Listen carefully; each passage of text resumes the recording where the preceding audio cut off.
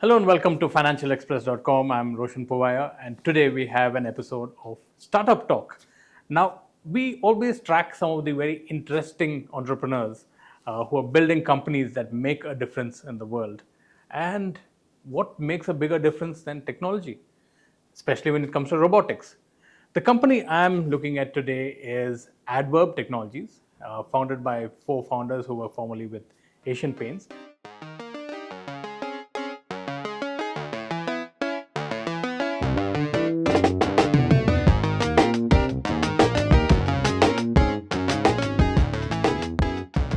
The CEO and co-founder with me, Mr. Sangeet Kumar, and he's going to be talking us through what Adverb is all about and why robotics. Thanks, Sangeet, for joining me on the show. Thanks for having me. Question one. I mean, you guys were all in a paint company when you started off, and robotics and paints are like very far apart. So, what made you start off with that, and then what made you start Adverb? If you can just quickly summarize that for me.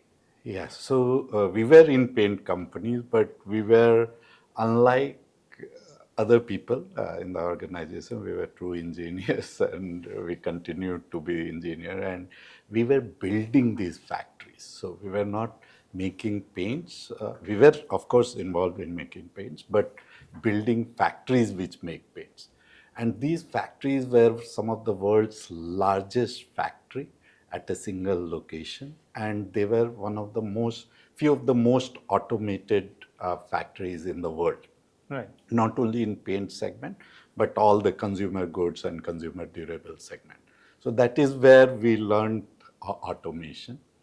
At that time, most of these automation equipments and robots which we used in our factories, they used to come from Europe and US and other developed economies. And every time we used to set up or we used to buy and put it in use in Asia, we felt we can build it in India and not only serve customers in India, but customers across the world. Okay. And in 2016, the e-commerce boom was there, and Amazon and Flipkart and Reliance were setting up large warehouses. And we felt there is an opportunity, and we left our job, and that is how Adverb came into being. Right. So, robotics, again, usually India does it the other way around. You have your research and development in India and the manufacturing facility either somewhere in China or Southeast Asia or maybe even in European countries. What made you think that setting up a robotics firm in India? I know the whole Make in India story is there, Atmanirbhar Bharat, all of that. But is it cost effective setting up in India? And also, when it comes to procuring the tooling, the tool sets required for robotics? So, yeah, as you have rightly put, robotics is multidisciplinary engineering. So, mechanical, electrical, electronics, and software has to come together, which you will see while we are on the round, and has to come together to build a product. And we very well when we were buying these products, we used to visit factories in Europe, in Japan, in US of these large companies, and we felt that we had the necessary ingredient by having great talent as far as mechanical, electrical, instrumentation and software is concerned. What we were lacking in terms of robotics was, I think, precision engineering, and we had that belief that we can do it in India. Not only any robotic company, you can also build only software. You can also build only hardware. But we felt a robot is not only hardware and not only software, which we have been proven right now. Yeah. And therefore we said, okay, let us do it in India. We started small. And I think in the last 9 years, we have matured a lot. It is not that the journey is done. We still have to go a long way, but we have been able to start that ecosystem in India for robotics. Yeah. So just to give you some background, this team formerly worked at Asian Paints, and they were in charge of building automation. And Asian Paints is one of the first companies to actually go in for automation for their logistics and all of that, which this team worked on. And I think one of their first investors was also from Asian Paints, Mr. Jalis Dani. What's the kind of total investment you put in till date, and how did you? How was that meeting? Like that first meeting where you went and told Jalis that I'm going to start a robotics company, invest Okay. in me. Yeah, so it did not happen that way. So Jalad sir was handling human resource. So he was heading human resource, supply chain, international business unit at that point of time.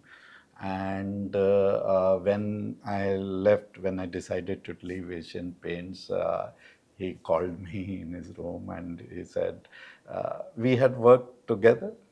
So he called me and he said, why is it? He wanted to understand why I was leaving, etc. I told him we want to start a robotics company in India. And though he tried his best to retain us, but we were determined to start a robotic company in India. And his last line was, whenever you need my help, just give me a call. So it was after 1 year and 1.5 years, I gave him a call. Incidentally, at that time, he was in Delhi. So we met, and yeah, it was simple. He trusted us, we trusted him, and we felt that we need a mentorship as far as business is concerned. Right. We understood technology, so we got a great mentor in him. Right. Interesting. So when you all started out, now what was you all start with one product. What was your first product, and what did you think was that was going to scale? How it was going to scale? Yeah. So when we started, we always wanted to build a product, but at the same time, we said we have to survive as well. So we had huge experience. So we also started giving consultancy to survive. At the same time, we were building our first product, which was pallet shuttle. And yeah, that was the first product. We felt that there is huge market for it. There were two companies in India at that time which were selling it, one Italian company and another German company. And we felt that as a user, it needed some improvement. And for Indian context, it definitely needed improvement. So that was our first product, and the journey started from that. And today, we can proudly say we are one company which has the most varied kind of robots available in the world As you can see today. behind me, there's this whole array of robots. We will see them on the shop floor as well. But again, robotics is a very competitive space. I mean, you have some very big competitors globally who make these kind of robots, whether it's for logistics or whether it's for healthcare or automotive. Those big robots. So, how do you think you make a difference? What's that one USP that Addverb brings? Okay. So robots have been, as you rightly said, have been used in industry from 1970s, The 80s Industrial Revolution, yeah. extensively, and mostly it was European company or Japanese company who provided this solution, because robots at that time was about precision engineering. It was about repeatability and reproducibility and precision from XYZ to XYZ, X1, Y1, Z1. But today, the nature of robotics has changed significantly. It is not about only precision engineering. It is about perception, and perception like human beings, as far as texture, depth, etc. is concerned. It is about decision on the go, real time. So how do you avoid obstacle real time? It is not about XYZ. XYZ is still important as far as positional accuracy is concerned. But all other things which is intelligence on that layer, that is what we believe we bring the best. Okay. As far as in comparison to all other companies which are available today in the world. The two other thing which differentiates us is again the varied range of product. There is no company in the world which has even 60% of the product that we produce. The third thing and the last thing, which because India did not have an ecosystem and we were one of the first movers, we said we will build everything in-house.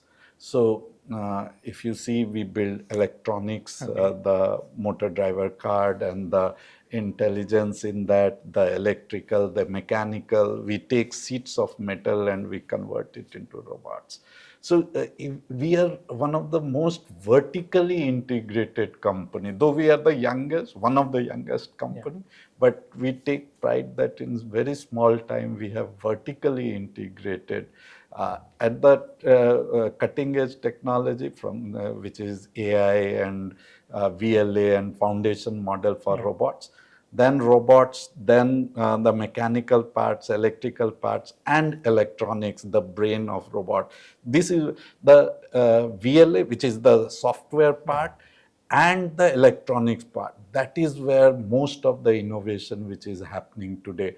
And I think we took the right decision to be in both this space, and which is helping us differentiate us. Okay. Before we head down to the shop floor, I just wanted to ask you, in India, we have a pretty vast population. Yes, we can have another debate on that always about, whether we have the skilled workforce or don't. But robotics in an Indian context, domestic use, it's a standard question. Will there be job displacement? How do you employ people or ensure there's enough employability? Yeah. So in India, if you see the kind of robots that we build, it is not only, of course, some kind of job gets lost, but there is a very different kind of job which gets created, which is skilled job. So unskilled job to some extent gets lost. But in India, it is never, automation never gets justified on replacement of people, because we have cost effective manpower today in India. The automation gets justified in India by using the cubic space, because the land cost is costly, at least in the cities which are the consumption cities, the 35 large cities in India, which is consuming like anything. Land cost in near those cities are very, very expensive. The building cost is expensive. And if I am able to reduce the building size by, let us say, 1/5, by 5 times or by 10 times, the cost which you save in building those buildings, warehouses or factories, that itself justifies automation. And the third thing which justifies automation is scale of operation. If your scale is 1 million orders a day, or unlike other places in the world where it would be the biggest warehouses and factories has to do 50,000 and 100,000 orders a year. Right. We talk about 1 million orders, which is almost 10 times and 15 times. Now, at that scale, not everything can be done by humans. There will be consistent quality, accuracy and reliability, and those are the problems which starts happening. And for that, you need automation. Great. So now I think we'll take a walk around the factory floor and take a look at some of these products being made or in operation. And I understand you're doing robots make robots here. Not here particularly. So we have two factories. One, this is our old factory where we have now 90% converted it into R&D, but there are niche products which we produce here. The other factory, which is world's largest factory at a single location for robots, where robots build robots, and where we can produce 100,000 robots a year. That is around 30 minutes from Yeah, this yeah, place. yeah. Okay, so since you're talking about the number of factories you have, a quick word on the numbers. Basically, your turnover this year was about 600 crores, I understand. Yeah, so last Okay. year we ended at 600 crores. This year we are planning to cross Yeah. 1,000 crores. Okay. And your largest investor is Reliance Retail. What Yes. got them interested in Adverb? Yeah, so we were doing, as I said, we were doing a lot of projects for Flipkart, Amazon, and Reliance. Reliance in 2017, that is when they decided to get into Yeah. e-commerce in a big way, and there were 8 warehouses in India, in Mumbai, Pune, Surat, Bangalore, etc., all over the country. And there was a global tender. There were 14 companies which were called, and I think the speed and the clarity of solution that we presented, all other players were talking about 14 months and 16 months, and we said 4 months and 6 months. One, because we were aggressive. Second, we were naive. We thought it can be done. And it was great that we did not have that experience of global players. And we had experience in doing projects in India. And we made it possible in 6 months. And I think that Reliance realized Okay. the importance or the capability that we were building, and they also realized, or they were very much convinced that automation and robotics will be the next frontier as far as technology is concerned, and therefore they invested around 130 million US dollars. And of course, a very young and agile team, I'm sure, also Yes. contributed to that. Yeah, average age is 27 years. I am not that young anymore, but yeah, average age is 27. Perfect. So let's take a quick look at some of the robots that are being made in this first plant.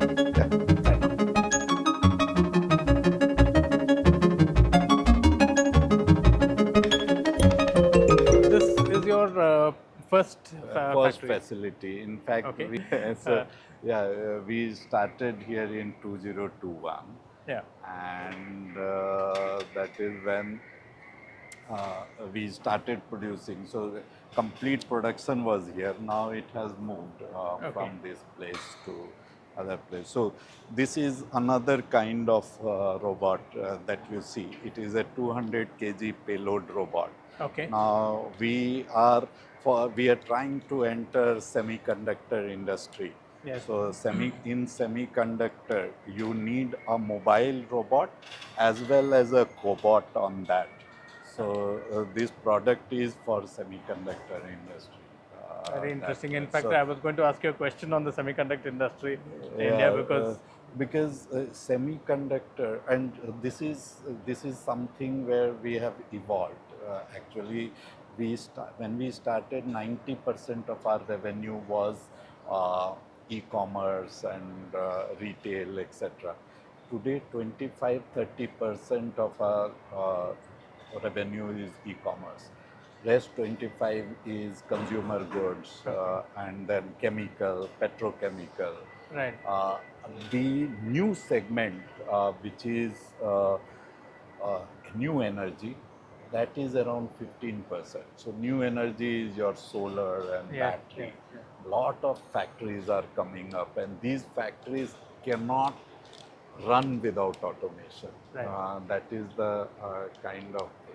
And now it is semiconductor. So semiconductor. This is what something in the healthcare space. It looks like a medical device to me. Yeah, so this cobot gets used. It is a cobot which is 5 kg and 10 kg. Collaborative payload. robot. Collaborative robot.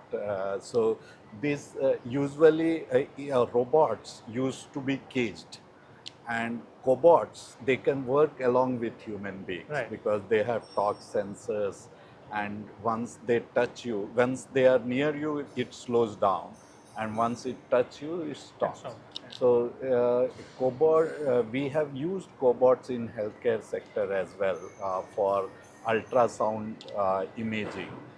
But cobots gets used outside India in healthcare sector. Uh, but right now we are using cobots in industrial sector. So for screwing and bolting in semiconductor, for welding, Yes. and you will see that application as well, and Okay. picking and placing. Okay. So which are the which was the one you started with? It was what was the first robot you started with? Yeah, so I told you it was shuttles, Yeah. and you will see some of them here. Okay. So this is, as I said, this is a R&D unit. So we have these kind of shuttles, Okay. which runs on rails, and this is for pallets. Right. Just But stacking it. yeah, Warehouse. stacking, and this is another kind of shuttle. Again, R&D. So those red color thing which you Right. see, Right. that is the shuttle which runs and takes the crates. So these are the different kind of products that we build. And then subsequently, we went ahead and built mobile robots. Right. After mobile robots, we got into quadrupeds, which is legged robots. Yes, I've seen your tracker dog. Yes, That yes, that dog-shaped robot that you Yes, have. yes. So you will see that at third floor. And So that is the robot which we actually built for defense application. right. And it is also used in industrial surveillance, but defense is the thing. Okay. Okay. No, so like I was saying, I was asking about humans losing jobs due to automation. Now even dogs lose jobs due to automation. But, yeah, dogs. There's a robot behind you. Will it stop? Yeah, it will stop. It will slow down and it will stop. So these are safety certified SEAL level 2 robots. So that is the, and then at this place mostly we keep on testing our robots, different kinds of tests. So these are another other kind of robots, so which is zippy or sortation robot. Now, sortation robot are robots which gets used in sorting centers. Okay. So sorting centers, you have, again, this is R&D happening. So there are electronic components. So that is how it looks. It'll finally look at that one. Yeah. But we write the BMS, the battery management system, and there are 100 robots which will run, and we have the fleet manager which ensures that the planning for the robot is done. If there is a real-time traffic, so then real-time traffic management is done. So without lighting, etc., it takes a decision which robot to go first, which robots. And these are... So there's an AI level built into them, right? Yes, in lot of the FMS is complete artificial intelligence, wherein the path planning of lot of these robots happening together, real-time traffic management, etc. So those are the things which are, so running one robot is a challenge, but running 500 robots At the same. is the biggest challenge that you see. And this can run up to 2.5 meter per second. The kind of acceleration and deceleration it can have is really, and here we build everything in house. So all the electronics that you see inside is from our company, and you will see that electronic. We have SMT line as well. Okay, I've seen some very interesting ones running around over there. Yeah, so these are tabletop robots, Okay. and then this is a cobot, which so it is a collaborative robot. So it picks the item and puts it on the robot, and then robot does take it the to the next. sortation. Yeah, and then we have these robots which are Again, we are using it for R&D. Now Okay. these are, that is tabletop, this is floor mounted. Okay. So, and again, we go up to 100 kg payload for these robots which have QR codes on the ground. Okay. And they are guided by QR codes. So there is a grid-based navigation. And these robots which you see, these robots do not have QR codes. They create the map of the area, and in that map they They will never. traverse. And how So is the map created? Because obviously it's indoors, so you cannot do GPS. So. yeah, so there are LiDAR sensors. So these Okay. sensors which you see Right. are the LiDAR sensors. You have 2D LiDAR as well as 3D LiDAR, Right. and it creates the map of the area. And in that map, it localizes itself. So there is a big map which gets created. So this kind of technology is what's going into self-driving cars. Self-driving car, Is the same yeah, thing that you're yeah, doing? yeah. So Okay. a self-driving car is in an environment which is more Dynamic. than this. So it has 6 to 8 LiDAR sensors. This will have 2 LiDAR sensors. Just to get the Yeah, X and so Y axis 180 degree, it sees 180 degree, that Yeah. sees another 180 degree. Usually it has a capability of 270 degree, Right. but we restrict it to 180. So there's no overlap and they don't confuse each other, the sensors, yes, right? yes. And then there is fusion of data. So there are cameras which are there, and so with those we make sense of the environment. And once we make the sense of the environment, then we traverse in that environment. These are, again, all the electronics which you see is ours. Battery we import. Okay. These are lithium titanium oxide battery. But we are also exploring cells made in India, how we can use it in our robots.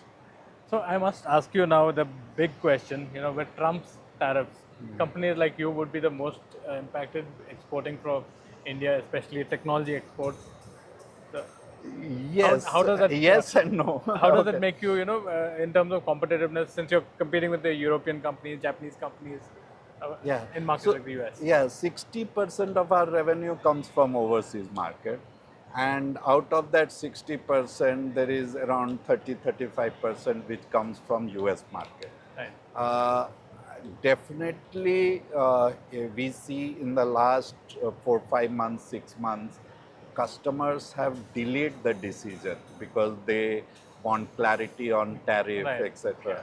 So, but none of the customer till now has said that, okay, Even we if will over not there. consider you because you are from India or you will be costly, etc. That has not happened yet for us, because in these kind of technologies, there are very few companies which has the complete range of products with one software, and I think that gives us the advantage. But we'll see as the situation. If the tariff continues to be 50%, I think it will have some effect. But till now we have not seen any effect. But there are other markets that could probably counter Yes, so we will start, and that is one thing I think which we have done right in the last 9 years. We set up 100% subsidiary in US, in Europe, and Europe looks after Europe, Middle East, and Africa. So we have big presence in Europe. We just started an office in UK, branch office in UK. So Europe has different branch offices. We have presence in Middle East. We have so 100% subsidiary in Australia, and we have 100% subsidiary in Singapore. So till now, we export our robots to 27 countries. Okay. But in the near future, we want to export to many more countries, so that dependence on one country is as less as possible.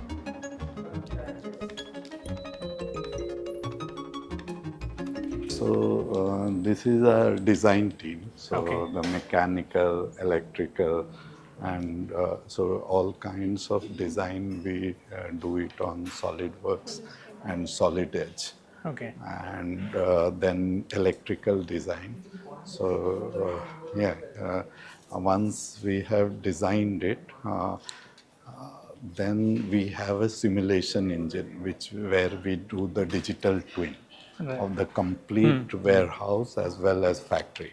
And these are digital twins not only of the product but the complete warehouse. So if you see, this is a small team which does the digital twin. So they make the model of the warehouse, and you can see the model here. And then what kind of robots and what kind of it is not animation. It is all the PLC code, all the software code, Yeah. WMS, and all the data of the warehouse, what pallets, what throughput, etc. That is what we model and we give it to the customer.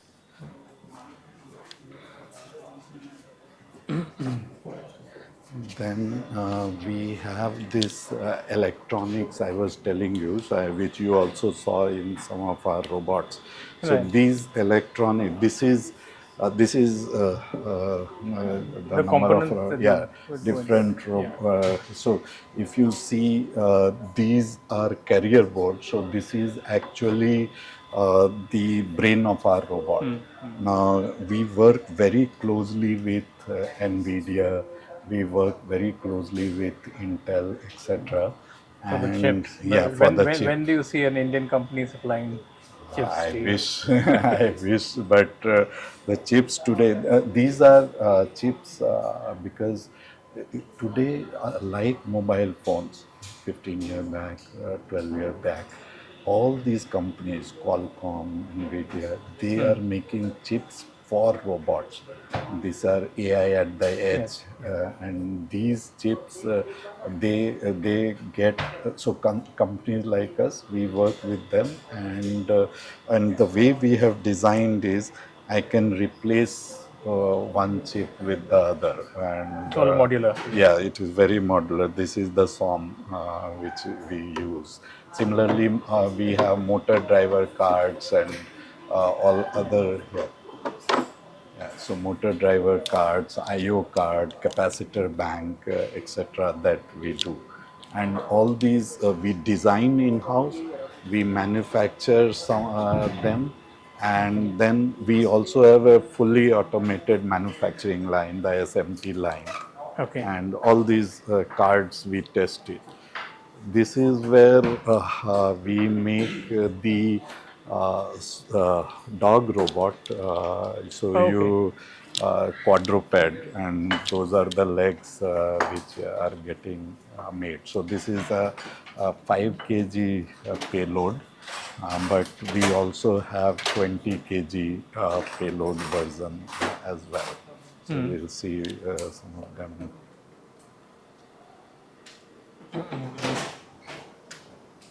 Yeah, so this is the 5 kg payload. Okay. Again, we have made different terrains, and yeah.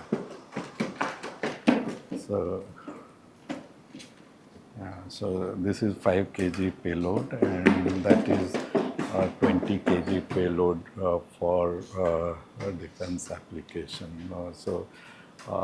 These robots, again, we have different kinds of terrains which are there, which we use, and yeah, the main thing is these are for locomotion. Yeah. We use a lot of reinforcement learning. So there is classical control and reinforcement learning, which makes these robots stable, and in different terrains you can walk. And it should be able to climb stairs, Yeah, go climb uneven stairs. terrain. Yes, yes. These are uneven terrains for making them.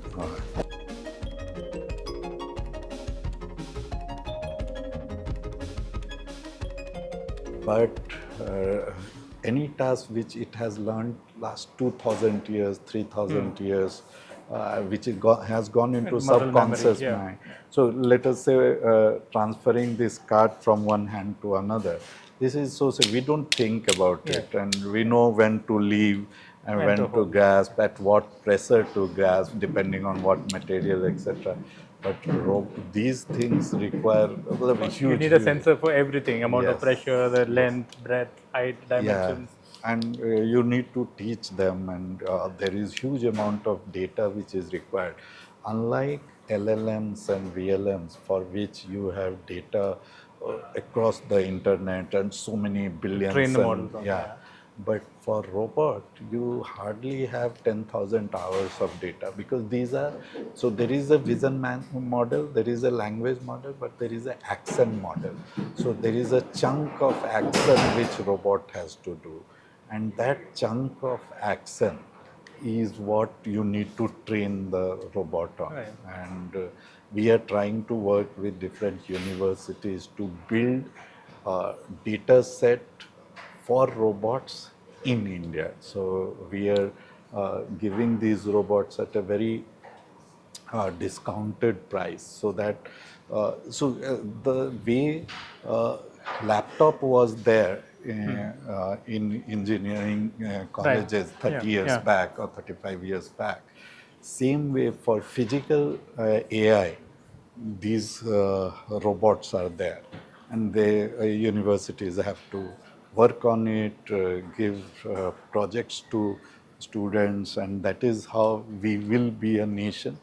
Okay. Google standing there. So that is a forklift AMR. So it goes and places the item on the racks, and yeah, this is. I don't think we should enter because it's I shoes and all that. just let me check. Okay. ये तेरा चल रहा है production क्या? We can enter. Okay. Have you seen a SMT line ever? No, I have not. Okay, This is so this is the mobile PCB लाएगा. I mean, not okay. And we place it in these. Yeah, so this machine takes the item. So this is the head of this machine. Yeah. It takes individual items, so from the real And paste it individual on the board. item, and pastes it on the board, and puts it on the board, and it does at 30,000 components per hour. There are 64 of this on both sides, and then we have oven, and once oven it goes out, then there is a quality check whether that has been put properly or not. Once the quality check is done, so this is our component. So you see these black components, Yeah, these are the transistors. components, Yeah. yeah. So, and the processor, so ST microelectronics processor. So these are some of the cards. So once we have made this on both sides, we have put then we cut it, and then we have box it. And once we box it, it looks like this. तेरे पास motor driver card है क्या? Yeah. So this is the thing which goes into our robot. Earlier we built it, so we used to get it from Japan and Italy, and then we decided we will build it on our own to get full control on the firmware of these, Right, and the yeah. And then if we have the control, then we decide the intelligence has to be where, at the edge, at this level, or at the cloud level. So we have the full control on it. And So since you're making all the components that go into your robots, is that an expansion of your business line that you could also supply to other? yeah, so I was companies? coming to it. So this thing, we started building it and using it in our robot. Now we have got it CE certified, and Right. we believe that now we can sell it to other robot manufacturer as well. Yeah. So some of them are already evaluating our product, and very soon we will start selling it to other robot manufacturers. Yeah. I mean, very rarely do you see someone do the complete upstream, yeah. downstream integration which you're doing.